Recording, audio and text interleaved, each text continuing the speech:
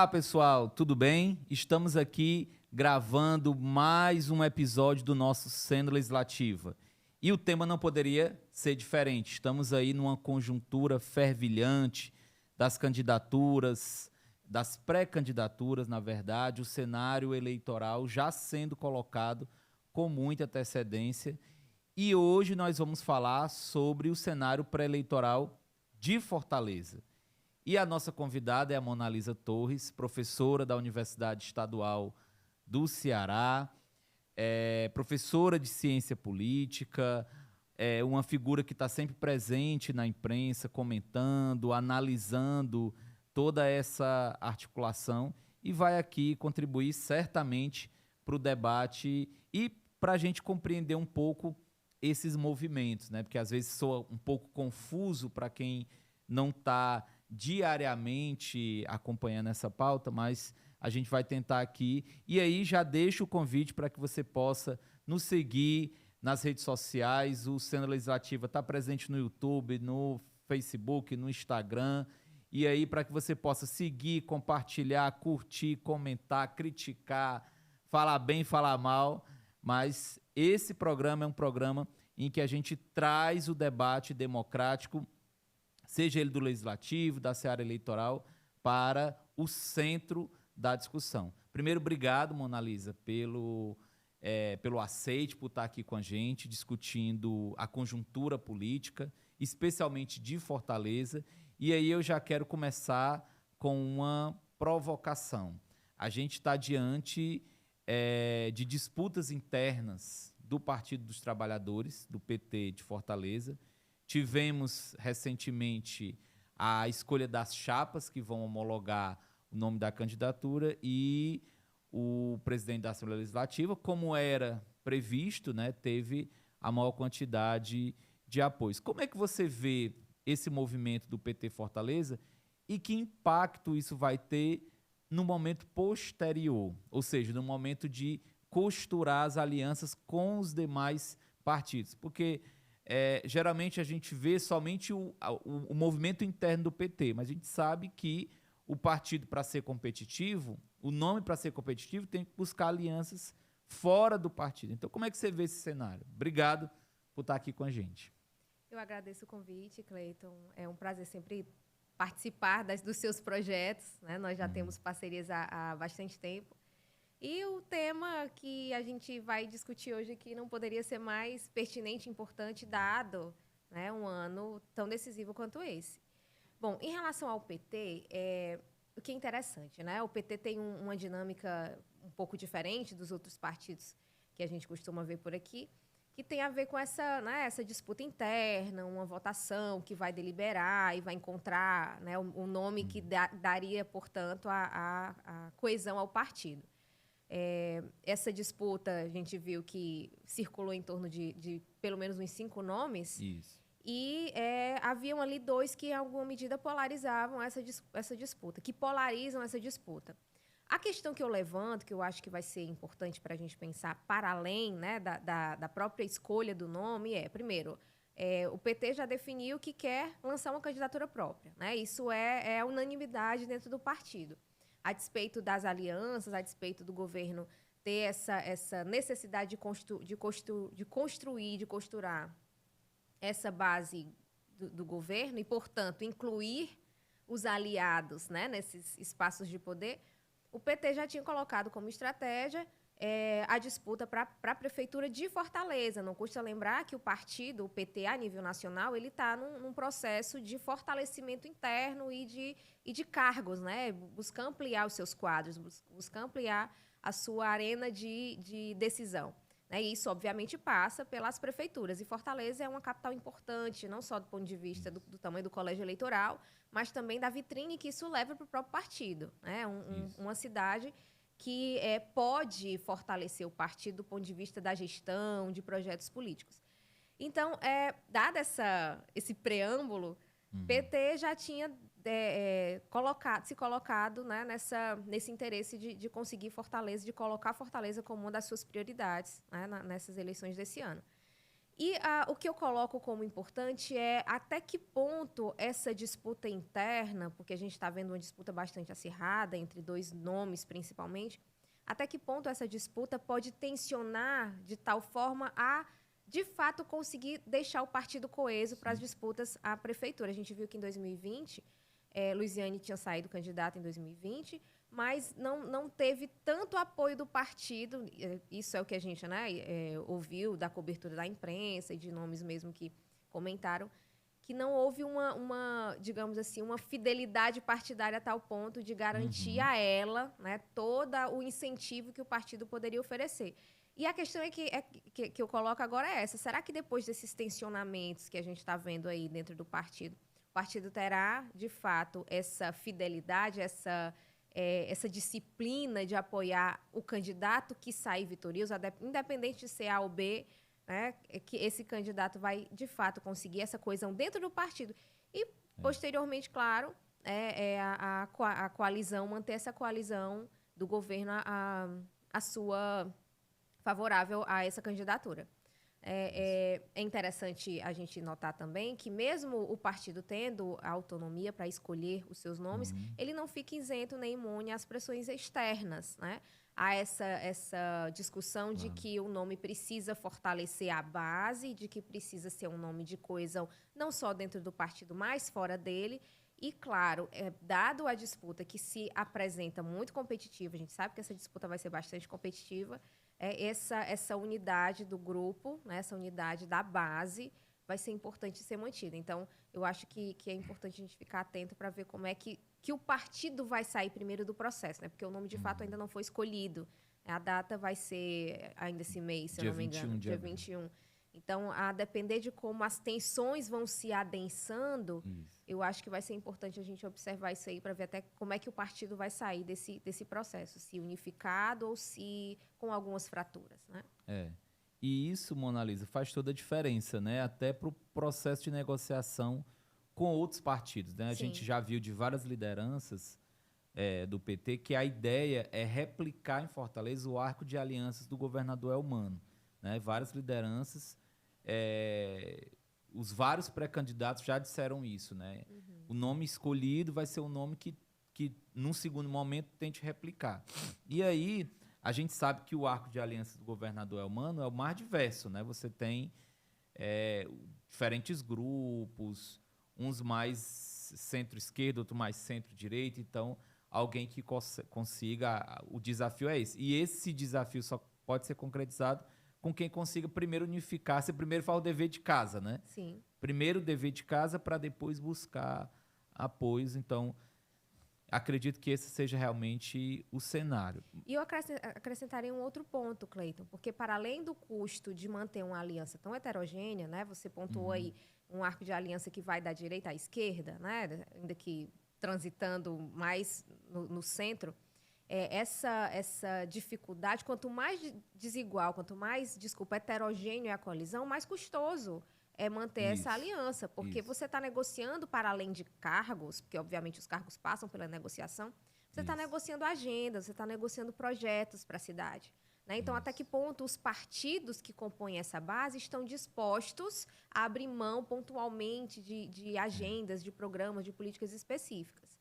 E, né, esse é um dos grandes desafios de gestores, né, de políticos que lideram grupos tão heterogêneos.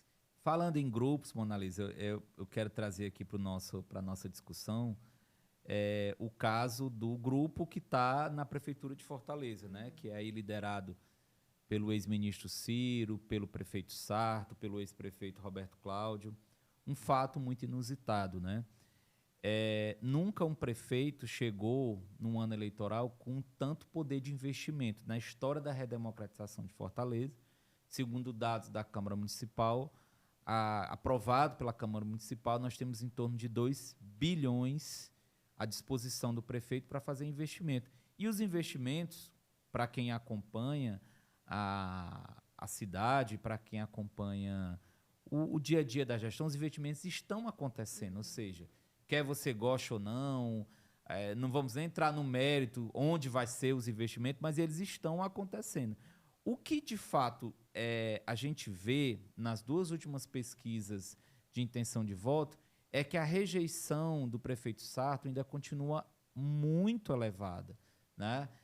Esses investimentos eles ainda não foram traduzidos, que no mundo político essa é a química, né? Você conseguir transformar atos de gestão em apoio político, em capital político. Isso ainda não aconteceu até o momento com o prefeito Sarto, apesar de todo o apoio na Câmara Municipal, contar com um grupo muito vasto de vereadores, a gestão, os atos da gestão ainda não conseguiram se transformar em apoio ao prefeito. Como é que você vê a posição, a organização desse grupo que está na prefeitura, que perdeu a eleição em 2022, né, a partir do Roberto Cláudio, que tem nesse momento um momento estratégico, até para sonhos futuros, né? Até para disputar futuramente um governo do Estado em 2026, isso passa por 2024. Você tem que garantir fortaleza para chegar com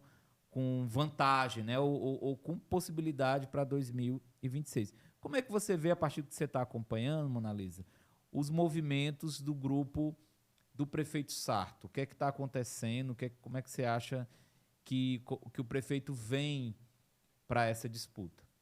A primeira coisa, olha como a política é dinâmica, né? Em um momento a figura política está bem avaliada, e a depender da virada, né, como a gente diz na ciência política, a roda da fortuna girar, né, o político pode acabar em um processo de desgaste, ou ao contrário, ressurgir das cinzas como uma fênix. Em 2020, quando o então prefeito Roberto Cláudio saiu da prefeitura, ele saía com a popularidade altíssima, né? Ele foi, inclusive, um importante cabo eleitoral, e muitos atribuem a vitória do próprio Sarto a ele, né? Porque ele conduziu a campanha, ele mobilizou, ele fez a articulação, fez toda a mobilização necessária. E, obviamente, isso também foi resultado do próprio olhar da população sobre a sua gestão, sobretudo durante a pandemia, porque eu acho que a pandemia também foi uma vitrine muito importante para ele, né? Verdade. A forma como ele gerenciou a crise foi muito importante do ponto de vista político mesmo, de vitrine. E aí ele sai da prefeitura com um índice altíssimo de popularidade, como um nome que poderia ser, né, acumular capital político para ser, inclusive, o candidato a governador. Sim. Ele sai, né, do grupo com essa expectativa, com essa esperança, e elege o seu sucessor. Qual o problema dessas mudanças, né, de gestão, quando você tem um candidato, independente de ser popular, mas o caso do Roberto Cláudio, muito popular, elege um sucessor, e esse sucessor, né, esses primeiros anos de gestão, ele ainda está muito, digamos, à sombra do seu antecessor, né? Eu acho que o Sarto também teve um pouco disso, de ainda estar muito à sombra do Roberto Cláudio, e não conseguiu imprimir a sua própria marca. Eu acho que ele não conseguiu imprimir a sua própria marca, não conseguiu mobilizar e transformar essa atuação, né, as suas obras em capital político. E ainda muito à sombra daquilo que foi o Roberto Cláudio.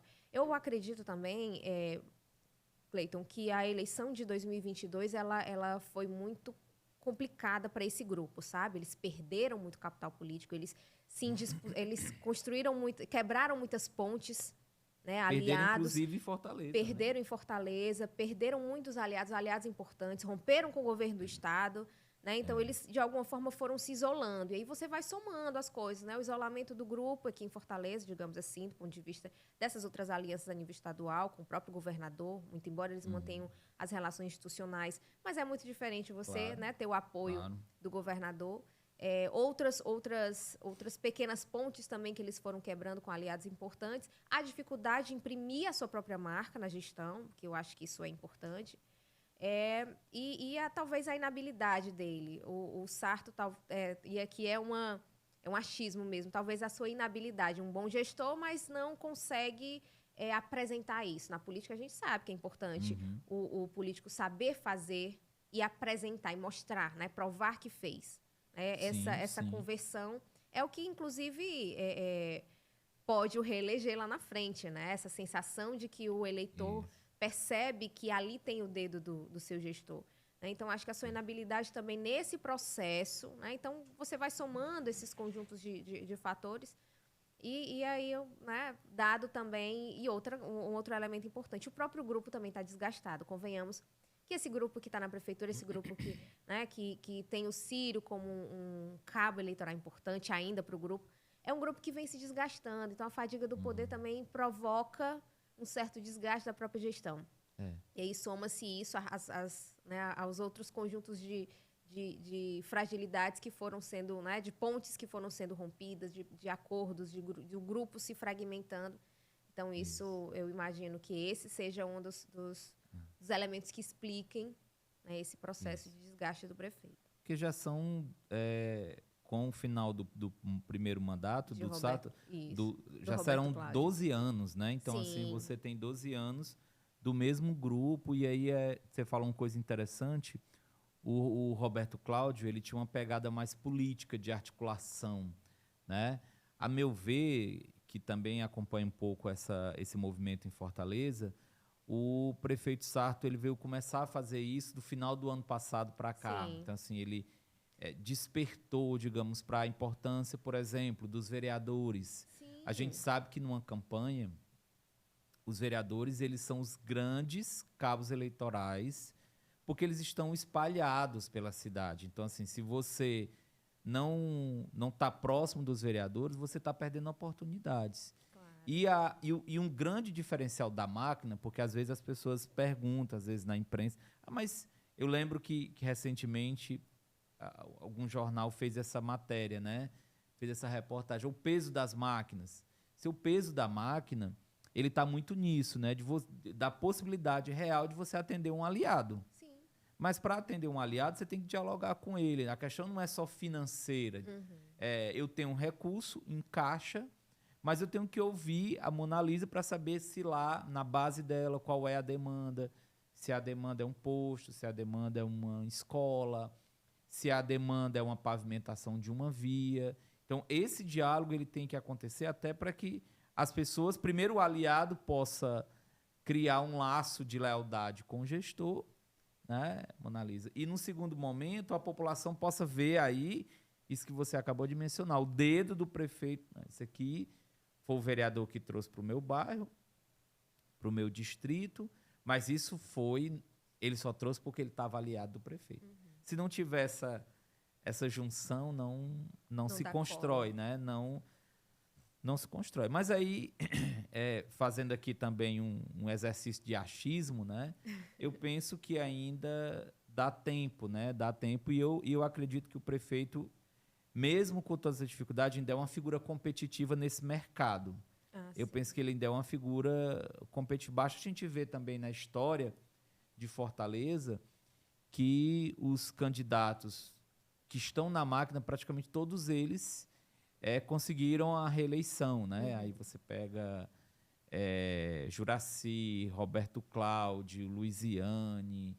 Então, isso chega com força, né? Você tem um poder muito grande. É algo que a gente tem que aguardar para ver como é que esses movimentos eles vão acontecer. E além dos vereadores funcionando como esse catalisador, né, de apoios, porque são eles que inspiram isso, né, que fazem esses, digamos assim, que enraizam, né, a construção desse apoio aos vereadores, ao prefeito. Acho que também não custa lembrar de outras pequenas questões que vão pressionando o prefeito. Eu acho que essa greve agora que teve dos professores, né? Isso não só pressiona, mas também, de alguma forma, afeta diretamente o eleitor. Porque, veja bem, se você é uma mãe, né? Eu sou uma mãe que preciso trabalhar, tenho que deixar o meu filho na escola, porque a minha rede de apoio é a escola. Né? Então, você chega na escola, os professores estão paralisados. Perfeito. Isso afeta diretamente o cotidiano das pessoas. Então, até que ponto essas pequenas questões elas vão também impactar e vão construir a opinião pública, né? Vão construir essa avaliação que os eleitores têm do prefeito. Então, essas pequenas questões, elas também vão influenciar nas eleições e na análise que o eleitor vai fazer, né? Se quer renovar, se o prefeito merece o seu mandato renovado, ou se é importante dar a oportunidade para um outro que, a depender do discurso, ofereça aquilo que para o eleitor naquele momento é mais importante. Então, aí a gente levanta também outras questões que são, né, o que é que a população mais deseja, para além, né, do que é pontual em cada bairro, na minha rua, na minha casa, mas o que é que dentro da minha vivência como uma cidadã de Fortaleza, o que é que para mim é mais importante? A questão da saúde, a questão da educação, é a minha rua que, enfim, não tem uma infraestrutura que torne a minha vida, né, minimamente confortável. A questão da segurança, muito embora a segurança a gente sabe que não é um problema do município, mas isso também é uma articulação, né? E é uma cobrança em relação aos gestores, de uma forma geral, em relação à melhoria da vida das pessoas, né? Essa sensação de segurança. Perfeito. Então, isso todos são questões que E o eleitor vai Perfeito. somar e que o vereador também, obviamente, vai ali tentar ponderar até que ponto, né, isso pode ser levado e pode ser respondido agora ou como uma promessa que o prefeito vai se comprometer. Perfeito. E aí, Mona Lisa, para finalizar esse nosso exercício de análise de conjuntura de Fortaleza, como é que você vê a organização nesse momento dos grupos de direita e de extrema-direita na nossa capital? A gente tem aí, pegando as últimas pesquisas de intenção de voto, a gente vê um crescimento constante do André Fernandes. Né? Assim, é um nome que alguns analistas colocavam como apenas uma candidatura que estava pontuando ali a marca, como ele mesmo diz, um soldado do ex-presidente Bolsonaro, mas que está crescendo nas pesquisas. E, do outro lado, o capitão Wagner, que vem numa outra tendência, ou de estagnação ou de queda, né? Demonstrando que o crescimento do André está diretamente ligado à estagnação e à queda dele. Então, estão ali dividindo um nicho do eleitorado. Como é que você vê a mobilização, esse cenário?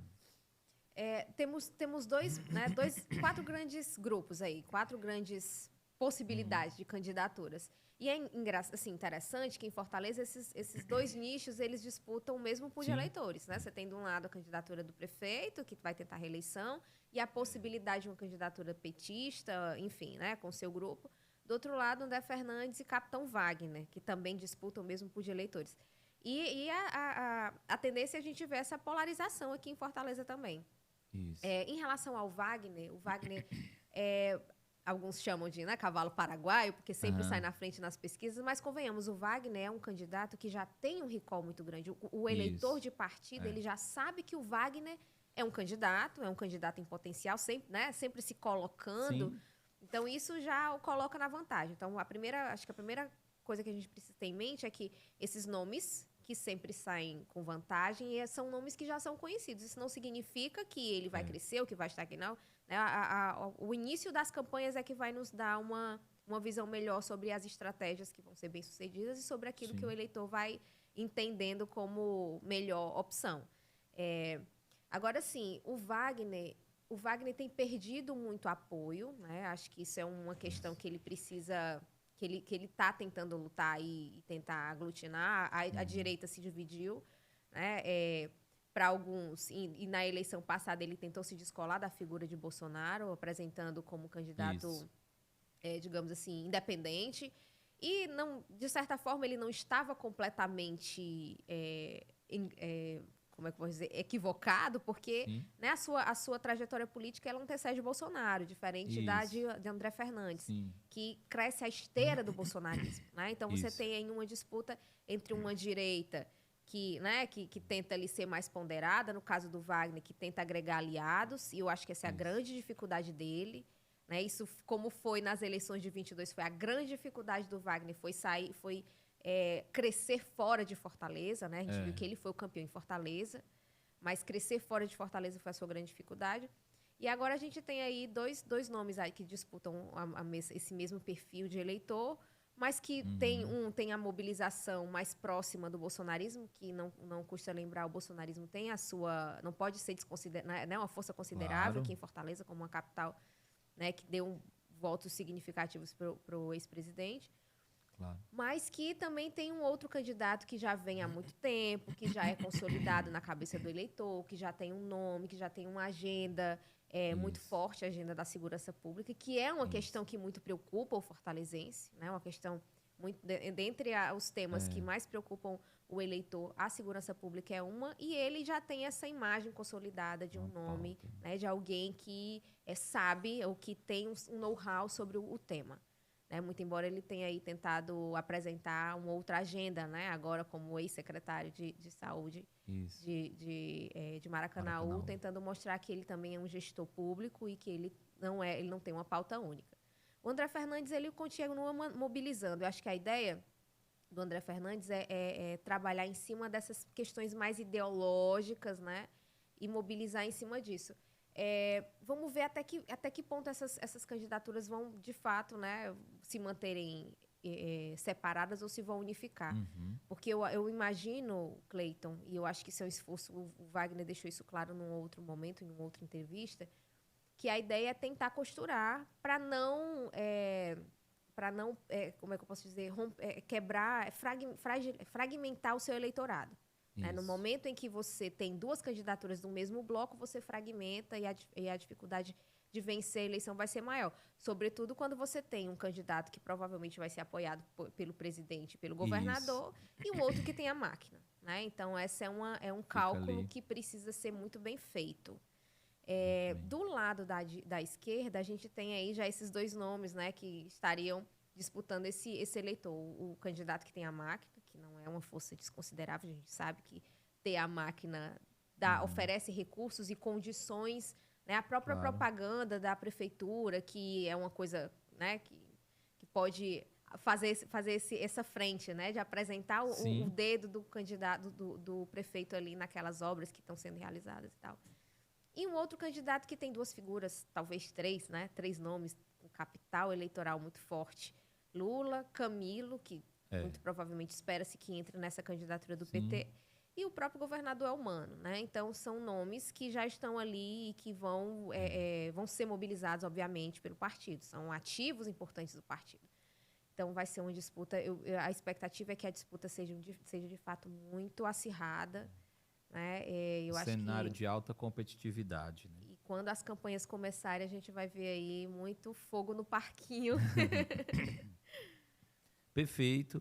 Monalisa, o tema ele se abre para várias possibilidades. A gente fez aqui um painel, um panorama dos principais grupos e de como eles estão se movimentando, para a gente ter uma ideia de como é que está o cenário em Fortaleza, mas claro que isso exige desdobramentos e certamente Monalisa vai voltar aqui outras vezes para falar sobre a conjuntura política de Fortaleza, do Ceará. Então, agradeço, Monalisa, a sua participação. Agradeço quem nos assistiu, o programa inteiro.